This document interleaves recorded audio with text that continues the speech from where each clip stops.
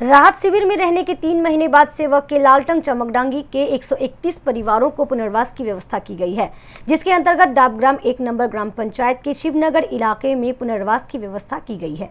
शुक्रवार से शिवनगर में राजगंज भूमि राजस्व विभाग के कर्मियों ने जियो टैग प्रक्रिया को शुरू किया है। पिछले साल 4 अक्टूबर को सिक्किम में तिस्ता नदी ने गति परिवर्तन किया था।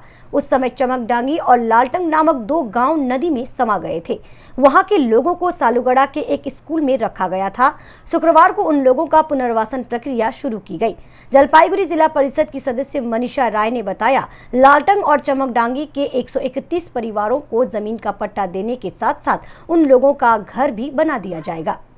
জানেন অক্টোবর মাসে বন্যায় আমার জেলা পরিষদ এরিয়ায় 2টো গ্রাম লালটং চমকডাঙ্গি বন্যায় ভেসে গেছে। তো উনাদেরই আজকে জায়গার জিওটেক করা হচ্ছে। এটা হচ্ছে ডাবগ্রাম 1 এরই মধ্যে পড়ছে শিবনগর।